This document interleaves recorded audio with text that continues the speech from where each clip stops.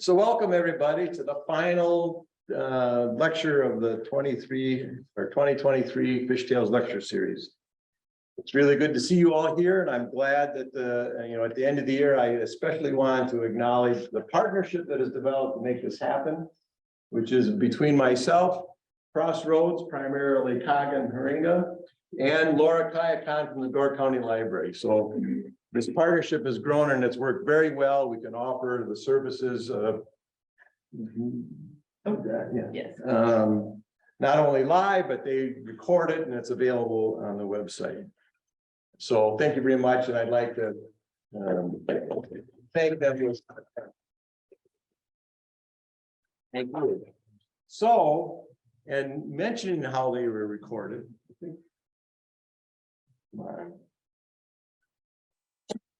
I got too far away.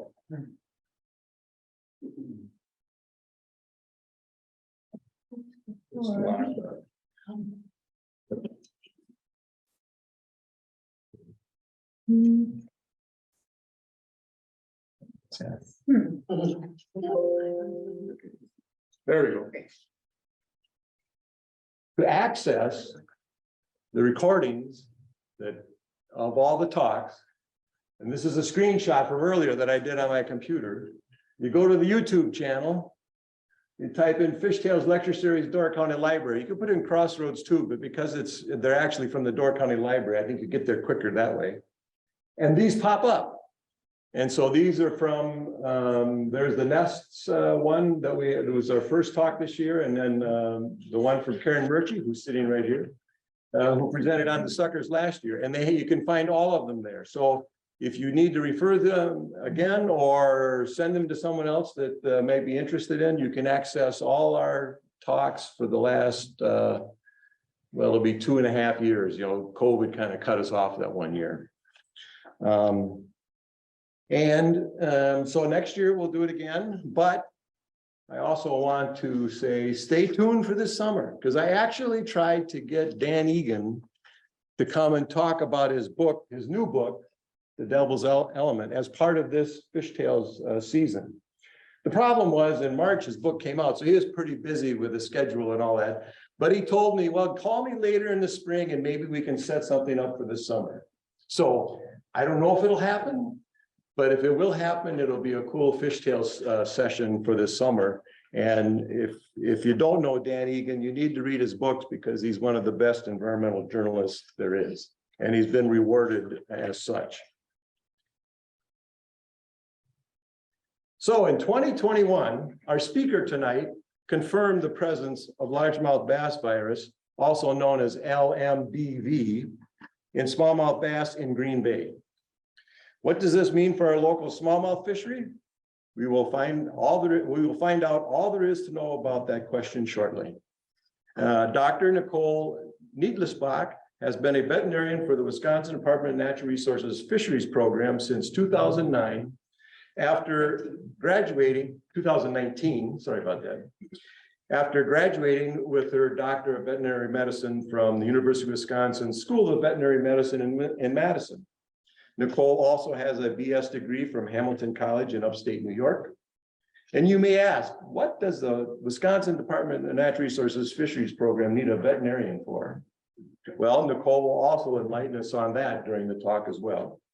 In her capacity as a fish health specialist for the DNR, Dr. Nietlisbach also currently serves as both the state Wisconsin representative and chair of the American Veterinary Medical Association's Aquatic Veterinary Medicine Committee, and as the chair of the Great Lakes Fish Health Committee, which I was very aware with when we were working, and they address fish health issues across the entire Great Lakes, and they have representatives from each of the agencies that are involved with the Great Lakes Fish Commission. So if something like BKD and Chinook salmon that caused the decline in their populations back in the late 80s, I believe.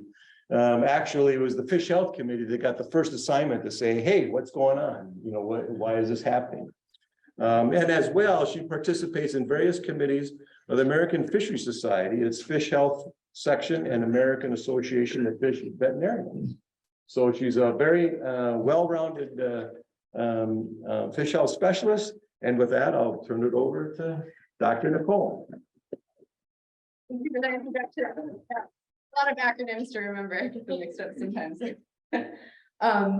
Yeah, so tonight we'll be talking about largemouth bass virus and smallmouth bass in this area.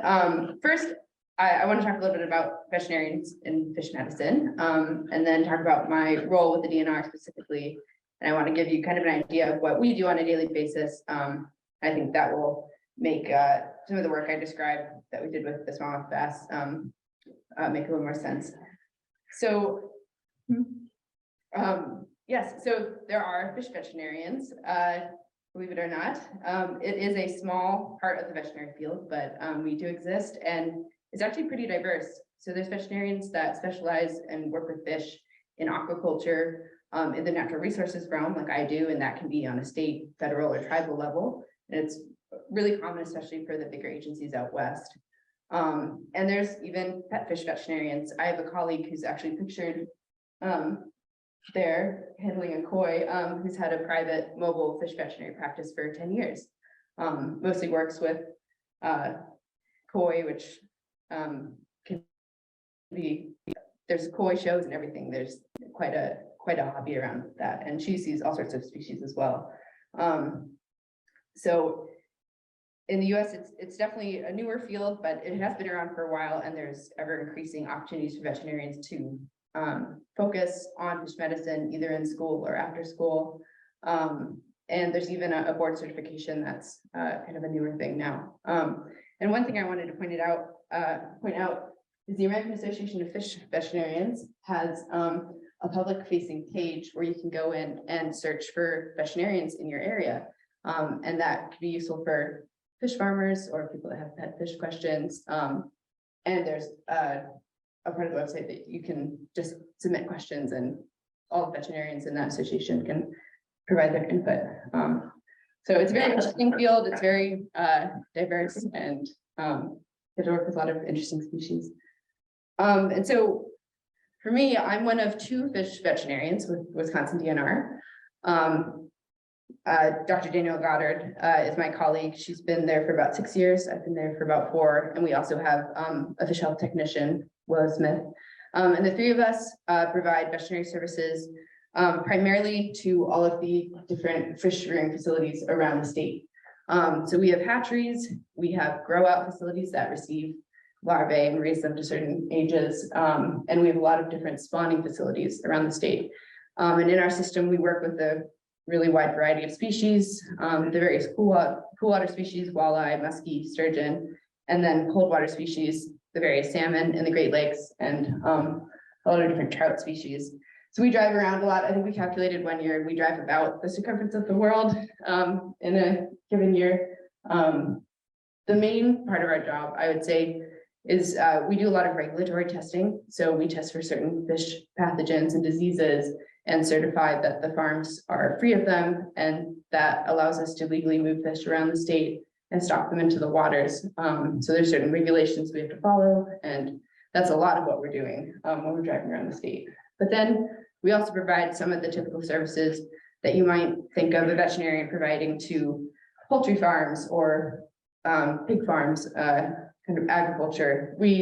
It's population medicine. We're not usually going to the farms and providing care on an individual fish level or anything like that. It's really population level medicine. So most of our work is really with the fish culture side of things, but then we also get brought into fish management and work with local biologists all around the state to investigate fish die-offs, answer questions from the public, and provide general fish health expertise and input when needed. So it's a very varied job. We're not really doing the same thing from day to day. And it's great. It's a great state to be able to travel around and get to know. So I wanted to talk a little bit about some of the typical things that we're doing when we're going and investigating a disease die-off or a disease issue or a fish kill. Also similar to what we're doing when we're doing our inspections at hatcheries. So this is kind of a typical setup. This is obviously not bass, but I think this is steelhead broodstock surveillance. But we'll go and we'll have a certain amount of fish that we look at. And we have kind of a regular routine of things that we collect. So I'll go through some of the basic things.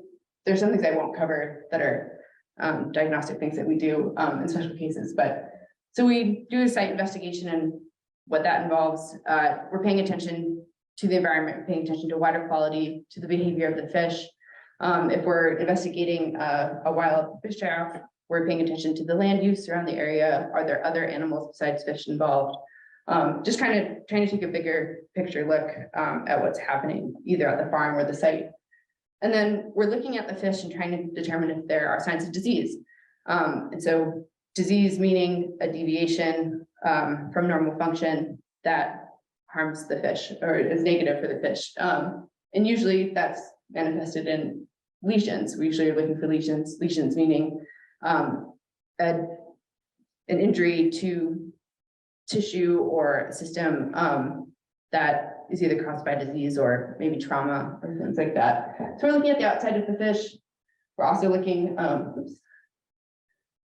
internally, and then we often take samples of different tissues to look on a microscopic level. So this is a image of a gill filament under the microscope, and so we'll be looking for normal structure. And then the gills are often a site that we'll see parasites or signs of other kinds of diseases. So just an example of some of the things we'll find on microscopes. These are some different kinds of parasites. So this tissue on the top is gill tissue, and these little things that look like pincushions are a type of parasite. They don't usually cause that much trouble unless there's many of them and they block normal respiration. And then another example there. And just more things. This is a crustacean type parasite. You can see kind of the pinchers here. That is from a gill clip. We'll also see water molds that can infest fish tissues. Unless I don't know if this will work. We'll often see parasites moving around on the gill clips or skin. This is from a skin scrape. So just some of the things that we see out in the field. And especially for regulatory testing, we're often looking for certain kinds of bacteria. And when we look for bacteria, we have these plates. So it's an agar gel, and there will be different kinds of antibiotics and different kinds of nutrients that are in the different plates that try to select for certain bacteria. So certain bacteria have different needs. And if you have different components in the plates, you're more likely to get them to grow and to stop the growth of other things. And so we'll have a few different kinds of plates. We'll take a sterile loop, this blue loop it's in my hand up there. And we'll stick that in either into a lesion or into an organ. Usually the kidney is what we are going for. And then we streak that sample across the plate and bring those plates back to a lab where we incubate them at certain temperatures that are optimal for the bacteria. And when they grow, they'll look like this. This is the bacteria that causes columnaris disease. When we get interesting colonies, we'll bring those plates to the veterinary diagnostic lab, which is in Madison near our office, and they have advanced ways of identifying the bacteria really rapidly. And so they'll get back to us with the ID. This is columnaris bacteria under a microscope. Some bacteria you can see under a scope, and these ones, they build these haystack formations and they wave back and forth. It's kind of an unusual presentation, but that's from a skin scrape. And then we obviously look for viruses as well. And there's a lot of different ways to look for viruses, but the main way that we end up looking for viruses most often is we will take a sample of kidney, spleen, any kind of tissue that we're looking at, send it to a diagnostic lab that has cultures of different cell lines from different fish. So it might be skin cells from a certain fish species, sometimes it's other organs. And they will put them into these wells and create a single layer of cells on the bottom of those wells. And when you look at those under a microscope, there's a very uniform texture. It's kind of just like a lawn of cells. And when there's a virus that's in the samples and they expose it to those cells, the virus will infect the cells and kill them. And as they die, they will create certain patterns that you can see on a microscope. So these are kind of examples of what those look like. And so once you see a form of cell death that is consistent with a certain virus, then they will do something called polymerase chain reaction, which is where they're looking for the genetic material that's specific for certain pathogens. And so that's how they'll confirm like largemouth bass virus is in there or not, and it's not another kind of virus.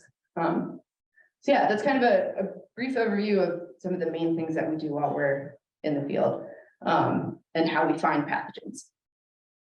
And then as veterinarians, we provide services like signing fish health certificates. We write prescriptions when needed. And then once we've done our investigations, we take everything that we found and try to interpret it. And so just because a pathogen is present doesn't always mean that there's going to be disease.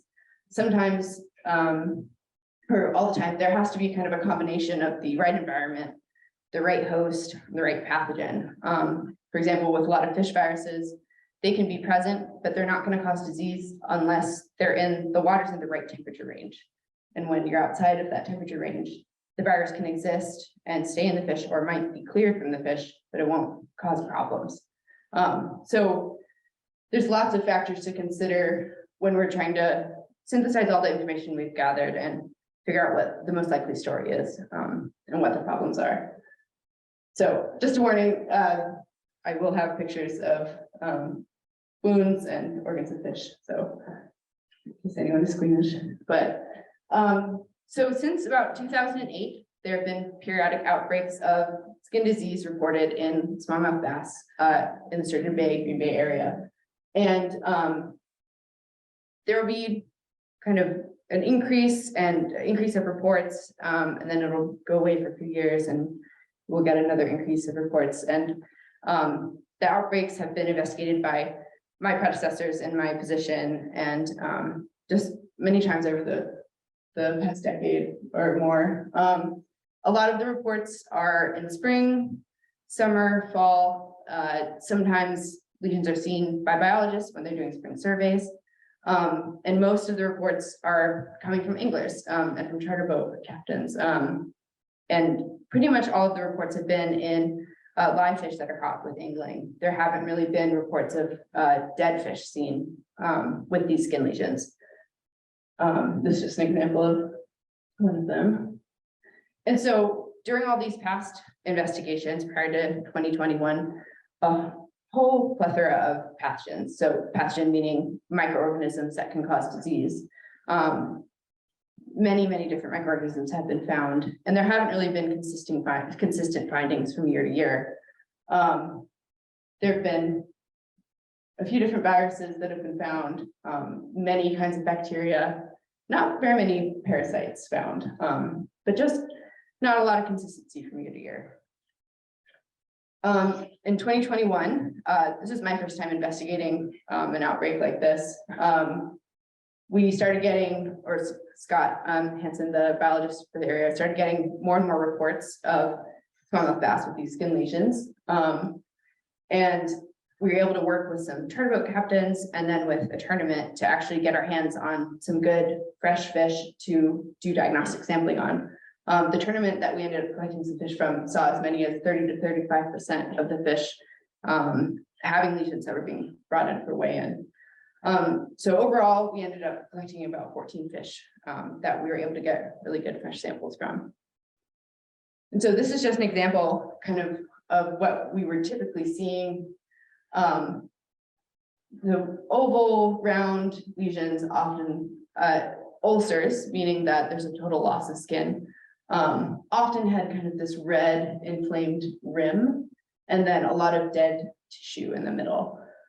They'd often be on the trunk of the fish, sometimes towards the head, sometimes closer to the dorsal fin, but not always. There's kind of a variety. So just I took a few pictures to give you a sense of kind of the variation in the skin lesions, and sometimes the fins would be involved.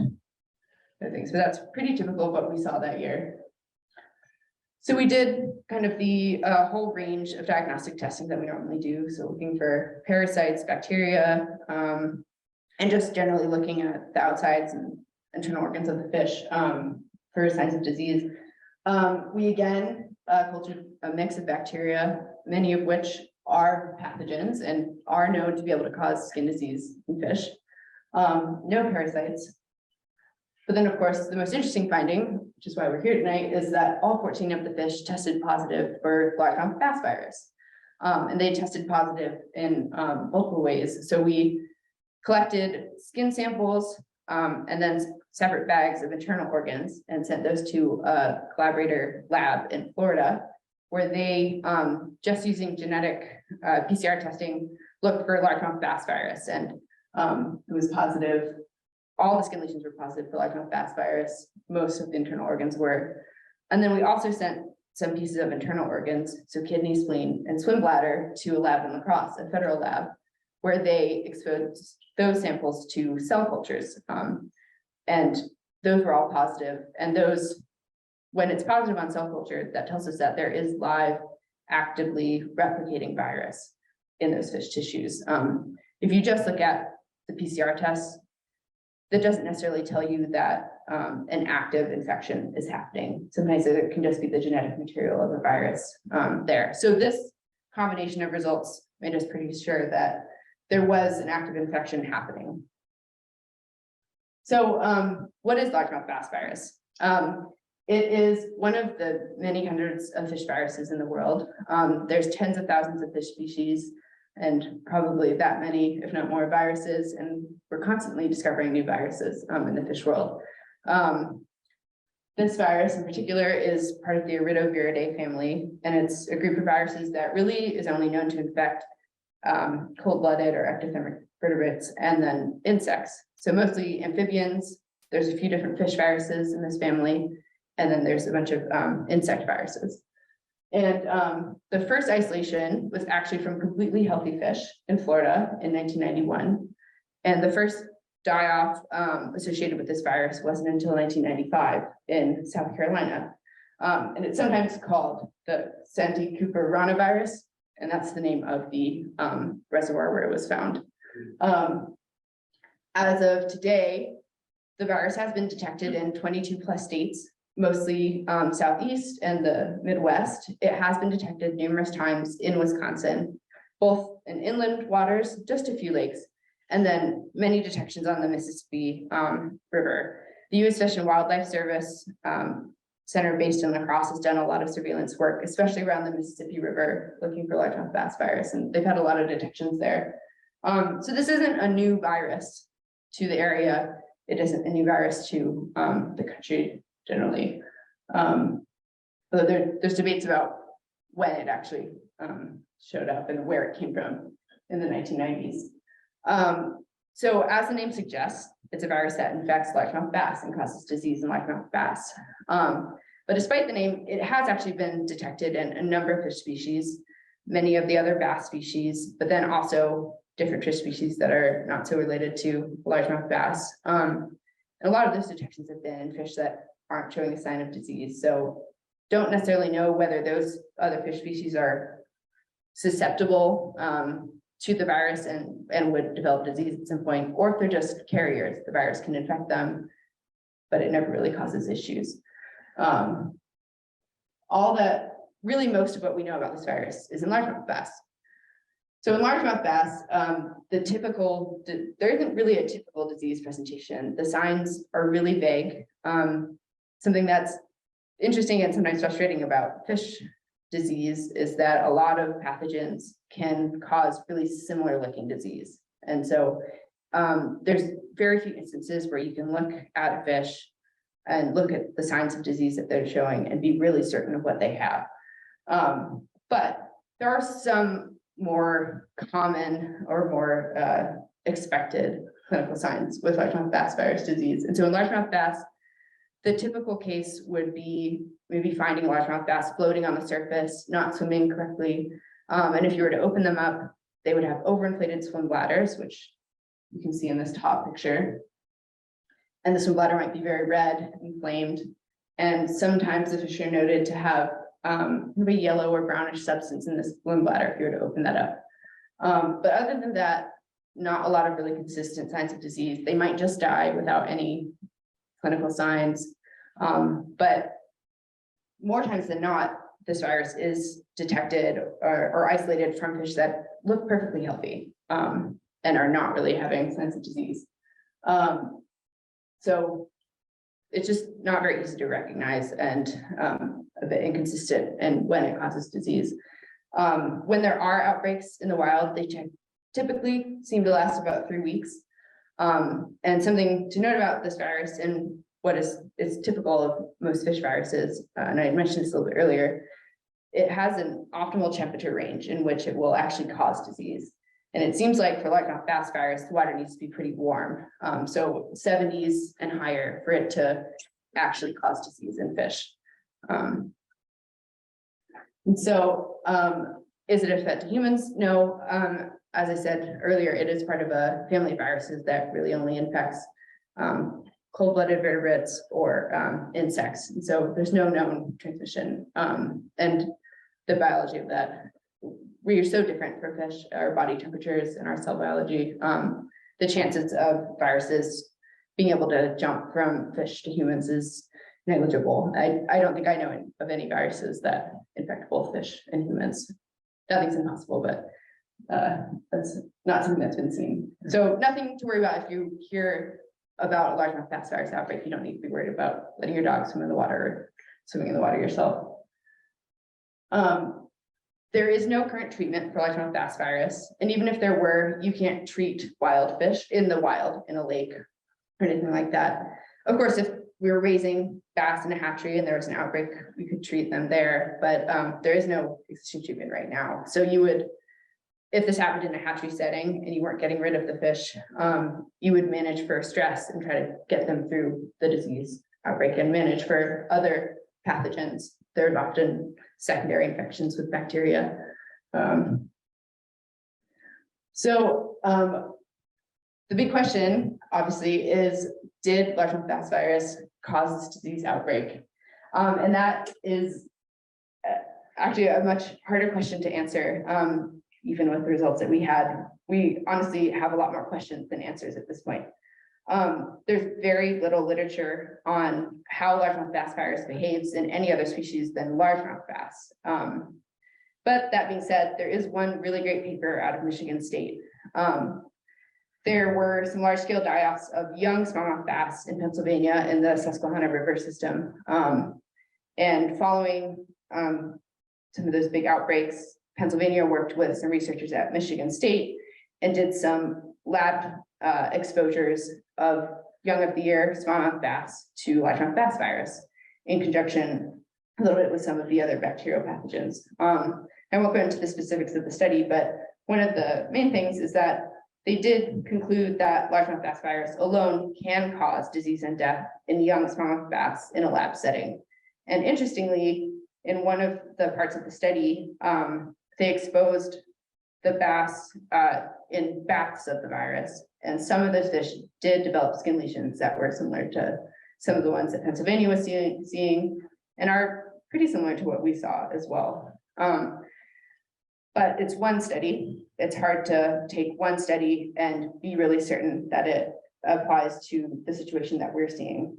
Some of the differences are, I mean, all of the disease signs that we're seeing are really in adult smallmouth bass. Viruses can behave very differently depending on the age of the fish. They can behave really differently in young fish than they behave in large fish. So would it behave similarly in as big and as old fish that we're typically seeing in these outbreaks? And can the waters around Green Bay, do they get to a high enough water temperature to allow the disease to develop in these fish that are infected with largemouth bass virus? This paper did reconfirm that they were only really able to induce disease in the infected fish when the water was high enough temperature. And looking back at some of the temperature charts in the area, it seems like it can happen.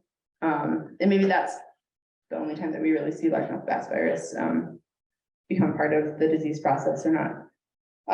And another thing that is sort of in favor of, or evidence in favor of the possibility that largemouth bass virus is a major player in these disease outbreaks is that other agencies in the Great Lakes area that we talk with through the Great Lakes Fish Health Committee have seen similar things. They are seeing smallmouth bass show up with skin disease and are detecting largemouth bass virus too. So what we saw isn't the only time that similar cases have been seen.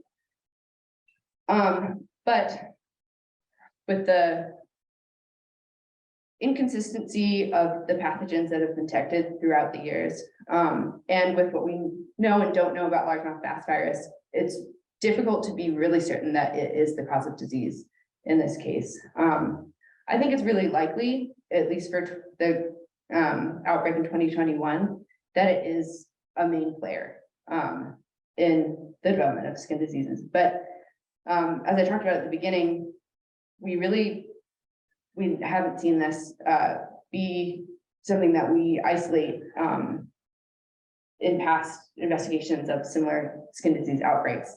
And we were doing testing that probably should have picked it up if it was around, but maybe we didn't pick the right tissues in the past. It wasn't necessarily high up on the possibility list because it presented so differently than what you'd expect in largemouth bass, and there haven't really been a lot of documentation or documented infections of largemouth bass virus in smallmouth bass anyways. So it's, even if it is a main player in this outbreak in 2021, we really don't know, and we can't say if it was part of the disease outbreaks prior to 2021. And even if it is a main player, the overall bigger picture is that there's probably many factors leading to the actual development of disease in these fish. There's of course the virus in this case. There were other viruses detected in past investigations, and we every year have detected bacteria that are known to be able to cause skin disease. And so maybe the presence of both of those pathogens together, the different bacteria and the different viruses, and also in combination with environmental stress from warm water and from angling pressure, maybe all those factors have to come together to really create an environment where we see these disease outbreaks. So moving forward, we're going to continue to monitor the situation, and when the outbreaks increase again, we're going to do very similar sampling and see if we can isolate largemouth bass virus again. We also have plans to send swab kits out to other biologists. We're curious if there are other cases of smallmouth bass showing up with skin lesions in other parts of the state. Again, this is not a new virus, and it has been found in other areas. And so we wonder if similar disease cases are happening in less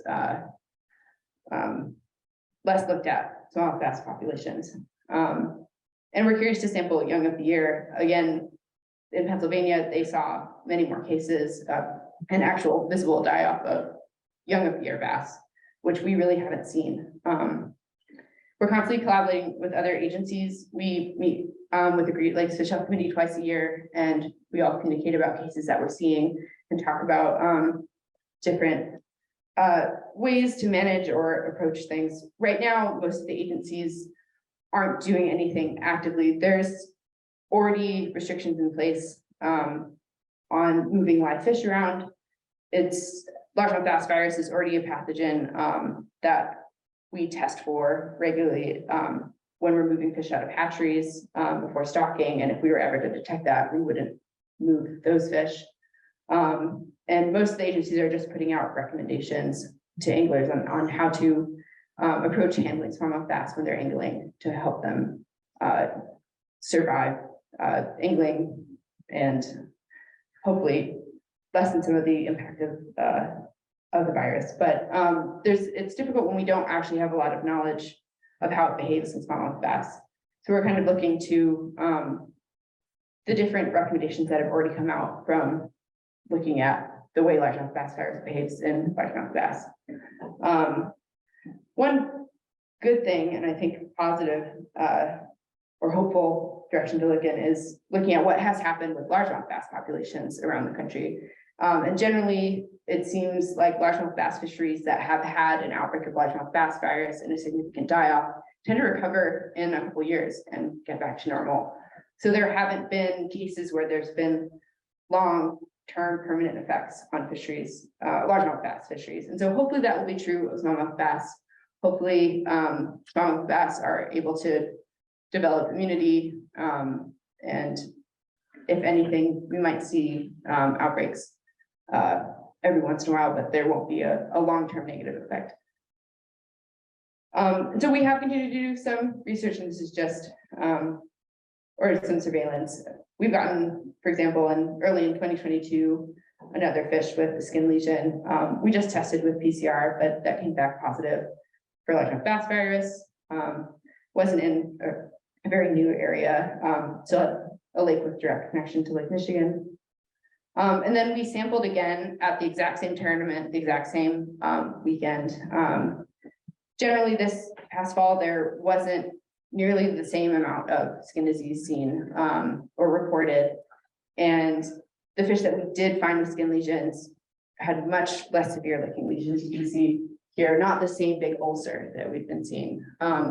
And while in one fish in the internal organs that tested positive on PCR, we weren't able to isolate any largemouth bass virus from any of the fish sampled this year. So whether that's because there just wasn't an outbreak this year, maybe the water hadn't gotten warm enough, or maybe these are fish that survived last year's outbreak and now have some immunity to the virus. Or again, we don't really know 100% if it's just, if the virus really is the main player in causing skin disease. So to wrap these up, what can the public do? And this is really, again, these are kind of best practices in approaching any virus. And similar recommendations have been made in reaction to viral hemorrhagic septicemia. And these are similar recommendations put out when largemouth bass virus was really emerging in largemouth bass fisheries. So following decontamination best practices on the DNR website, there's really detailed guides on how to decontaminate various kinds of equipment and what to look for. Removing aquatic plants and being sure to drain all water from boats. The largemouth bass virus is able to possibly stay infective for up to 7 days in fresh water. So it's really important to try not to bring water to different water bodies. And then things to think about when you're actually handling the fish. Again, we talked about how warm temperature really allows the disease to develop. And so when you know that the water temperatures are warmer in the 70s and higher, choosing to wait and fish in cooler temperatures is advisable. And just trying to reduce the amount of handling. And if you're not gonna keep fish, try not to keep them in live wells with each other for as long. But and then most important, if you see smallmouth bass with skin lesions, reporting them to either your local biologist or to fish health staff. You can find our contact information on the DNR website. We only know about what's happening with local fisheries because of anglers reporting what they're seeing in the field. So it's super important to help us know what's going on. And we really appreciate all the anglers that reported these cases in the first place. And that collaborated with us to get us fresh fish to test. And that is about it. And I just want to acknowledge Scott Hansen, the local fisheries biologist. He's been here through all of the different outbreaks and really kept our focus and kept all of the different fish health professionals that have come to the DNR up to speed on history. And then obviously my colleagues at the DNR, and we've gotten a lot of input and advice and expertise from various fish health professionals at different universities, and U.S. Fish and Wildlife Service has been really great to talk to. So yeah, that is about everything I have to say. Thank you for listening, and if you have any questions. All right.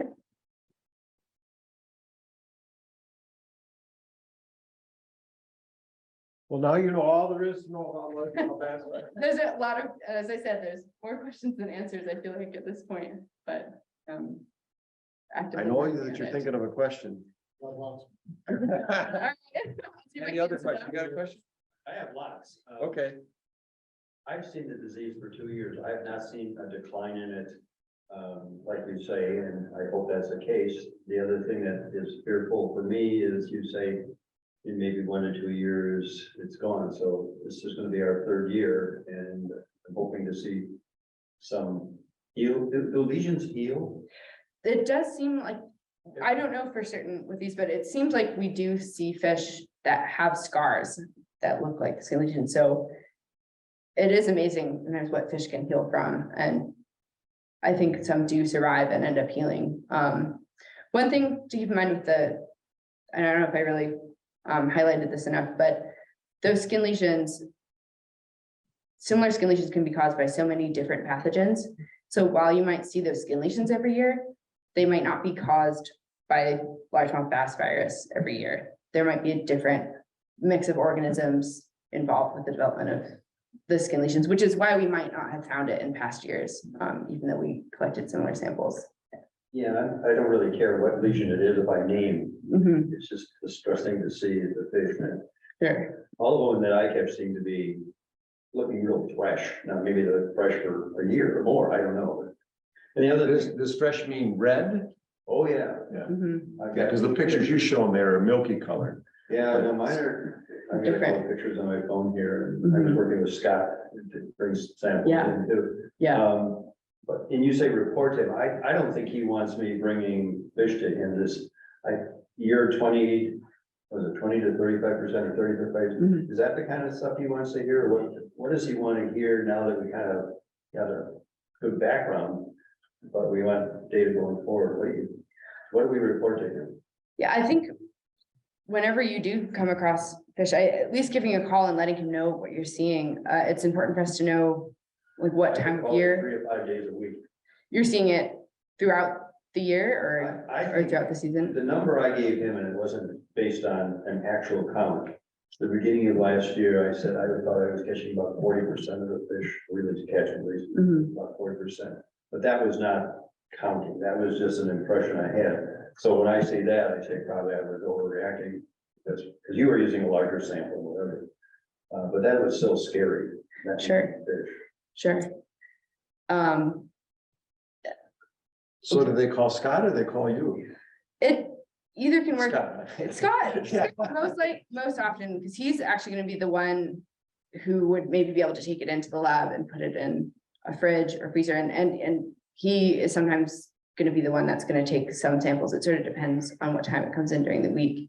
But you can call either him or us. Most people end up calling their local biologists, and they're able to kind of triage with us. We're often in the field and not always able to take things. And so often the biologists have to hold on to them, and then we coordinate with them to get them to the lab. We're based in Madison. But I think it's good information to know. I mean, so when I'm talking about the reports increasing, we just tend to get reports from more people in certain years. This past fall, and I'm hearing some of this information secondhand from Scott. This past fall, it didn't seem like we got calls from as many people about ulcers, and definitely at the tournament, there was not nearly the same number of fish coming in with big active skin lesions. And So what Yeah. months are you seeing? yeah, Well, I'll be on the water, well, I have been on the water already, and I'll be fishing probably until middle of September. mhm, And when your die-off of calls occurred, mhm. I kind of got to the point with Scott that he had about as much data as he had, I'm still not sure what I should call about. What would you like me to call and tell you? Yeah, that is it. When you're seeing so many, I can see what you're saying with you'd be calling him every day if you were, so maybe with. Every day you go fishing anyway. Well, yeah, I don't think I've think- ever had an outing where I haven't caught We a haven't. fish that had a lesion last year. Um, Yeah, that's interesting information to know. I feel like, just even calling him and telling him, I've seen this many fish with lesions, this week, even if you're not actually collecting the fish and bringing it to him. But like, so both of the times that we've sampled fish, has really been in August and September. So it would be really interesting to test fish that you're seeing now, and seeing what we find. I'd expect right now that the waters are too cold, for largemouth bass virus to be involved. So maybe right now, those skin lesions that you're seeing have other pathogens. And so maybe sampling fish that you're catching now would give us an idea of maybe there's a different disease outbreak events happening in the waters, throughout the season. It's a complicated system. These are fish that are targeted. They're fished a lot. There's also different, in the spring, they have different stressors, spawning, and the change of weather. So there could be just a multitude of factors that go into them having skin disease. But yeah. So having the percentage of fish that are infected, is that could an be, important? yeah, that could be interesting. If you feel like you're seeing the percentage change, letting Scott know that. So maybe just on a Mhm. weekly basis? Yeah, if you're going fishing that often, on a weekly basis, letting him know what changes you're seeing, taking pictures even, and sending it to us. If it's not actually collecting fish, and then Scott can let us know and we can decide whether we'd like you to bring in fish the next time you're out or anything like that.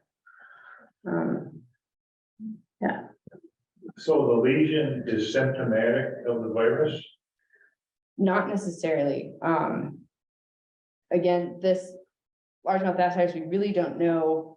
We don't have a lot of research looking at how it behaves in smallmouth bass.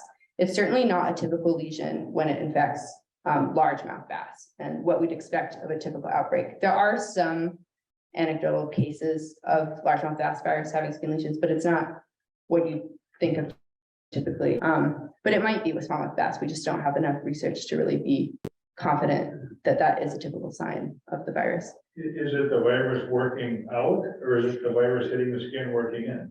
And we don't know that yet Yeah. either. Yeah, and that's something that more lab studies would be needed to get an idea of exactly how the disease progresses. And is the virus there first? And is it causing the damage, or maybe is it making the fish more susceptible to the different kinds of bacteria that we've isolated, and maybe they're causing the skin damage? There's kind of a few different stories that could be happening, and we don't really know right now. There just haven't been enough research. So like a dumb question then, would a sea lamprey transfer that? We don't know that either. It's possible, or maybe a sea lamprey bite would allow the fish to be more susceptible to breaking. If they're already infected with largemouth bass virus, maybe that extra stressor of being bitten by a sea lamprey would make them more likely to develop disease. Yeah, there's so many factors that can play together, and we don't know exactly how they are working in each scenario. So it's hard to be certain about the actual story that's happening, but. But you did comment that the same lesion could be developed by bacteria. Yeah, very I similar. mean, you wouldn't know until you do your tests. Right, exactly. Yeah, the frustrating thing about fish disease sometimes is just that their different pathogens can cause such similar looking diseases. And so you can't look at a lesion like this and be, oh, so certain that it's from a certain pathogen or just one. And these different pathogens, especially in a wild environment where there's so many pathogens, parasites, bacteria, viruses out there, and there's other environmental stressors. Maybe all of them are playing a role in certain cases, and it can change from season to season, from year to year. It's a little bit less frustrating to investigate in hatchery settings or something where the environment's more controlled. But in a wild setting like this, there's just so many different factors at play. Yeah. One last one. Yeah. Do they ever have more than one lesion? Yeah, definitely. Yeah, they'll be kind of, it changes. Sometimes it's a few, sometimes they're in multiple places on the body. yeah, it kind of changes from fish to fish. Mhm. Weird. Yeah, it's really interesting. And that might be one lesion is caused by one parasite or pathogen on the fish, and the other one on the tail is caused by a different pathogen. So they're under a lot of different stressors. Yeah. It's amazing. Do you have a lab with, maybe a big tank, big aquarium or something where you could run some controlled experiments? We don't. My colleague and I, our work is really so focused on clinical stuff and we're out at hatcheries. We don't really have the capacity to do research in a lab setting or in a controlled tank setting like that. We just have a small office where we keep all of our field supplies really. So if we really would have to partner with a university. So like Michigan State University, which Pennsylvania did some work with, and they have the kind of really controlled facilities where they can bring in live fish and expose them to pathogens. And usually grad students, so PhD students or master's students are the ones that are working on those projects. They take a surprising amount of time and coordination, getting the right fish, getting the right pathogens, getting them to acclimate and kind of limiting all the variables. So it's something that we just aren't, our time doesn't even allow us to do, and we also don't have the facilities, but It seems like right now there's too many unknowns. yes, yeah, yep, a lot of unknowns right now. And we're in constant communication with both the other agencies and then with different representatives from universities. We've worked a little bit with the University of Florida and representative from Michigan State who works with Michigan DNR is on the Great Lakes Fish Health Committee. And we bring our concerns to that committee, and those concerns are communicated among the different players that could maybe do research studies. And if the opportunity comes up, then we'd hopefully be able to collaborate with researchers and provide them virus isolates or help them get samples. But it's something that we can't do in isolation, but hopefully the opportunity will arise. I know Florida is doing some, they're kind of comparing the genetics of the isolates from this case to isolates from other largemouth bass virus cases around the world and trying to see if there's differences, significant differences in the genetics, whether there's different, these are really different strains or if they're really similar, and that can give us some information as well. But, yeah. You ready? Maybe. We've had this since 2008. Really took us to 2020 to determine what it actually was. Through that period of time, I have not seen a reduction. Can't say that I've seen an increase, but I have not seen it go away in 2 or 3 years. There's years that it's north. I don't know if it really makes no sense that it's north because the water temperature is generally cooler there. But everybody that fishes north seems to see a bigger percentage than we do here. Okay.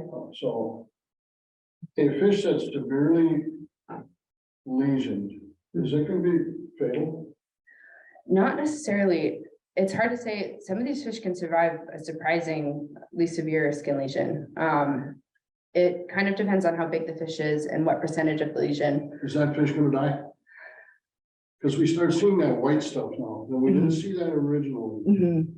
And I think that fish is being where it is close to the head is pretty much doomed.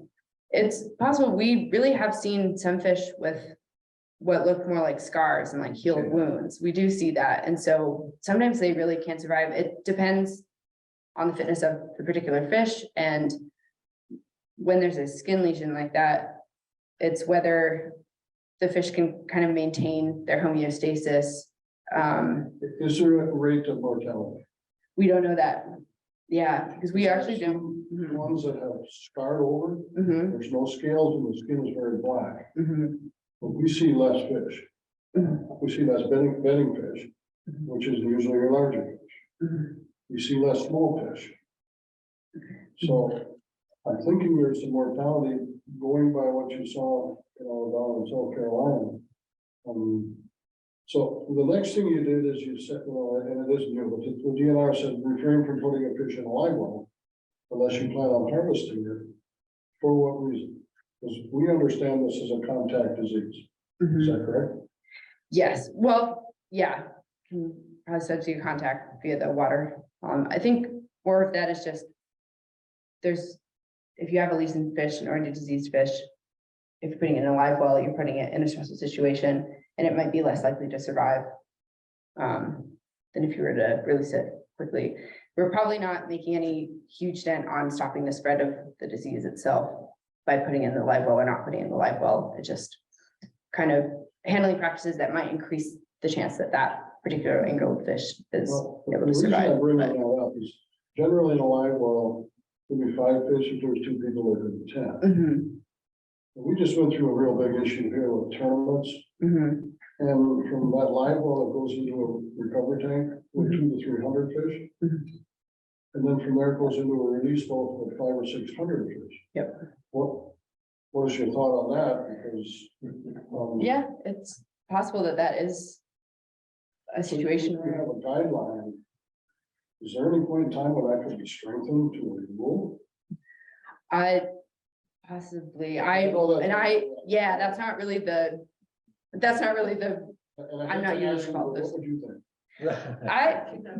it's, yeah, it's tough. And I'm not on the fisheries management policy team. I just kind of provide the information that I have and guide them. I think that that is a situation, especially if the water's warm, maybe there is more transmission. If largemouth bass virus is in the population and is the problem, a situation like that is an opportunity for disease to spread, not just viruses, but also other ones. But it's hard for us when we don't have a lot of concrete research right now and evidence to back up any management. I guess the main, I'm gonna state what I did last night. Mhm, All of our fish in this area, a good share of them are supplemented with plants, habitat, or closures during their spawning period, except one, that being small. mhm, And it's been on its own with Mother Nature helping it all along, but there's some things going on now that we have not seen before. mhm. And we surely don't want to see our bass population go down. You know, the fishing during, when the water's cooler, people like to fish them all year round, because they bite them. So we don't want to see that, but we want our fishery to go away, and so it needs some help, you know. And if this is gonna, you know, if this is a red flag that's gonna cause a problem, we surely gotta work on that. Sure, absolutely. Totally agree on that. Thank you. Thank you for your input. Yeah, appreciate it. I'd like to make an observation and ask the question. If I live on the water and I'm on the water, I don't see dead fish with lesions. Is Mhm. anybody out, are you seeing dead fish with lesions? I think one of the problems with smallmouth is when they die, they sink. They say? That's a big, yeah, No, it's so hard to, Like most that's a fish. good reason. But then shouldn't they wash up on shore a little bit or once in a while? possibly, but maybe not. By the time Such a you get big to lake. shore, they're so bloated and. Yeah. Yeah, you're right. You probably don't need one. Okay, bad question. And that's really, yeah, it's hard for us to know, like, and that's a big question we have, are fish dying that we're not seeing? Are younger fish dying that we're not seeing in such a big lake? We haven't gotten reports of dead fish, as far as I know, at least in my time here, of dead fish washing ashore with these lesions, but it could definitely be happening and we just aren't seeing them. Can I ask my partner, when you say north, where do you think Yeah. about north? Or You know, because one of the fish you showed was one that I caught down here. Oh. There was a lot more Okay. caught in the fish creek here in north area that came down, that went to the study down in Florida. Okay, Yeah. So, Okay, because I fish. he was east from- doing way more than I was. I fish. east I from- would say 10% of the fish I caught had either a small one. I actually have seen one on a perch, okay, and I have a picture of that. But there were more of them, but now there's this white stuff, and I have pictures of one where it's literally streaming down the fish. huh, And we didn't have that in the beginning, and now I don't know what that white stuff is, but yeah, it's, it looks like somebody tried to paint it with white paint on. The other thing is they say there's a different type of small, I don't know what the word is, of smallmouth bass north of Egg Harbor and north too. I don't know if you've heard Oh. one of those sessions here, there's like 3 different, there's the lakeside, there's south of. I think that was a genetic study. Yeah, Yeah. and I don't know if that would be any reason why we see more lesions up there. it can be genetic strains of fish, different genetic strains can sometimes have different susceptibilities to pathogens. So that's possible. Will these fish still be safe to eat? From a largemouth bass virus standpoint, the largemouth bass virus is not a problem. We always advise people, because fish can carry certain bacteria and certain pathogens that could causes diseases in people if they're not deactivated. So pretty much as long as you cook fish, the recommended CDC guideline is to 145 degrees. You're going to kill any pathogens that could cause issues. So there's not a threat from largemouth bass virus, but any fish could carry bacteria or pathogen or parasites that could cause issues. So we always recommend people cook fish. And pickling alone doesn't kill some of the parasites that can cause issues. I know there's more with pike and stuff, but that's something to keep in mind. But Rod, did you have? Yeah, most of it's been covered. I guess one question, and I'm retired biologist as well, so my questions come up from that standpoint. great, as a yeah. fisherman. Yeah. It's probably safe to say though that lesions, even though it's unknown what they may be coming from, or maybe different things at different times of the year, it's a symptom of some form of infection or pathogen, Mhm. as opposed to just a lesion being a problem. I think somebody asked earlier, is it a symptom? Mhm. Yes, it's a symptom of something, Something, right, right, that's abnormal. yes, yeah, right. And you mentioned most of it's been seen in larger adults. Mhm. Has it been, the lesions been noticed in very small fish, or is it just most people don't catch very, very small fish, or in lab studies, or do you see? That would kind of be my guess. I need to confirm with Scott if they've seen, I forget if they've seen lesions in smaller fish, maybe during surveys and stuff. At least while I've only been with DNR for 4 years, we haven't gotten major reports of smaller fish, younger fish with the skin lesions. And I think really, I mean, the fish that we are getting a good look at are these larger angled smallmouth bass, and which is maybe kind of skewing our perception of what fish are being affected. But yeah.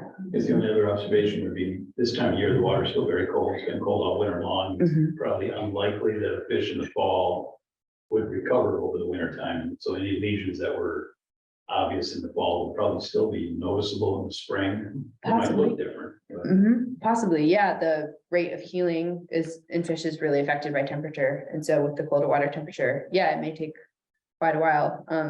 So some fish with lesions, it might be a healing lesion right now and a carryover from the fall. Yeah, that's definitely possible. Mhm. Yeah. I've got a question. Is there more, are there bodies of water that are more prone to the virus? Like, like the Flammable River, or other rivers where there's lots of smallmouth and you catch them there. I've never seen a sore on one of those, but Right. is there more, is there any correlation between, a body of water like this versus an inland lake that supports a good smallmouth population? Yeah, that's a great question. And again, something we're not really sure about. I mean, you hear, you get reports from here, Mhm. we got guys in Cameron and, Yeah. concerned, and we're concerned about this. Right. But you hear it, on outlying fisheries, and just like in Wisconsin. In Wisconsin, we really haven't gotten reports of smallmouth bass with skin lesions on a significant level. The virus itself has been detected mostly in largemouth bass and in some other species from inland lakes, but not associated with skin lesions. We really haven't heard much about cases in inland lakes, at least in Wisconsin, where we're seeing those skin lesions, and we certainly haven't been able to test any at this point. But other agencies definitely have seen cases. So like I think Minnesota and Michigan, they've had their own cases of smallmouth bass with skin lesions in inland lakes. And I don't know the specifics about those lakes that they've seen it in. I feel like a lot of these reports end up coming from lakes that are angled, and the reports are coming from anglers, and maybe there's tournaments involved, but that might just because those are the only good looks we're getting at these fish. Right. And so we don't know if lakes or areas where there aren't a lot of angling, or there isn't a lot of angling activity, are those fish also experiencing this disease or not? Such a,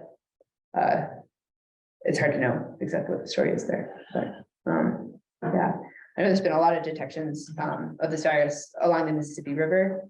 And I think they sometimes see skin lesions, but I feel like I haven't heard, about a lot of cases, and they at least have been reported to us. Maybe they've been reported to U.S. Fish and Wildlife Service or something, but.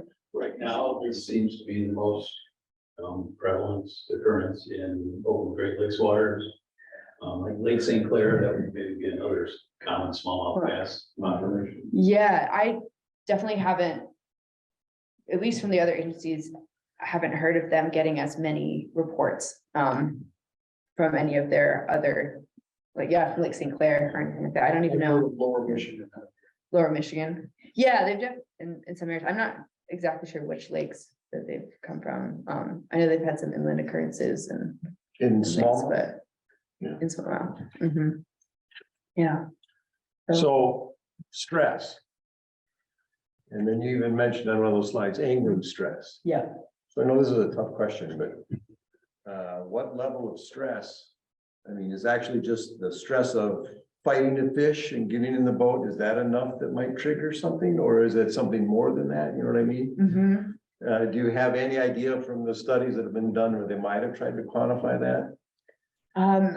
It's a very hard question to answer, and they're definitely, and I just haven't maybe read the studies thoroughly enough. I know that there have been some studies looking at the stress that angling causes in different species. I'm not sure about smallmouth bass specifically, but I think it's going to be individual, on an individual basis, and whether the amount of stress that they're under while being angled puts them over the edge and makes them actually susceptible to whatever diseases are present.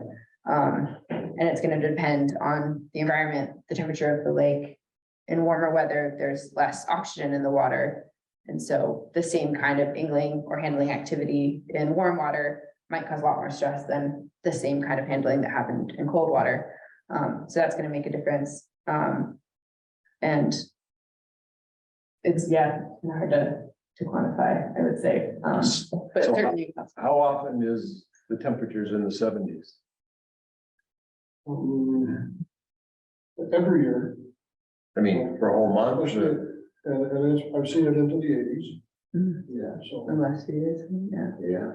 Mhm. So there are some, I There read, are. I was looking at some studies recently, like today, Mhm. the guru went to the radio station to tell everybody you're coming. That actually, I think Hank Stram from BASS did studies, because he's also a research biologist. I think that's who it was. And at least for largemouth, they did find, they attributed some live well deaths or whatever to that, but it was also because there was an elevated temperature. Mhm. And it expressed itself, Yeah. but that's not smallmouth, so it could be different. Yeah. So if there's anybody online that would like to ask a question, just unmute yourself and ask it.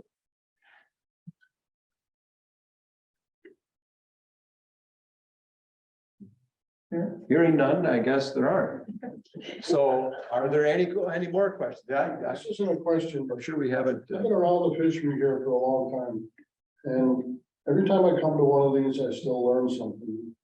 The topics are very current and are very related to our fishery here. And I'm just guessing that there's a lot of effort that goes into lining up speakers, scheduling and everything going on. So I think we have to give Mark a big hand. Yeah, absolutely. Thank you very much. I appreciate that a lot.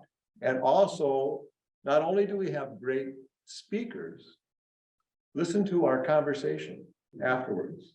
And the breadth of people that are taking all these situations in and how much we learn when we talk. That's it. That's some of the value of being here in person, although people online can also ask the question, but it's the conversation that goes on here. And then you go back and talk about it and say, maybe this would be important. And now you know a contact that you can get information from or to and all that kind of stuff. So Yeah.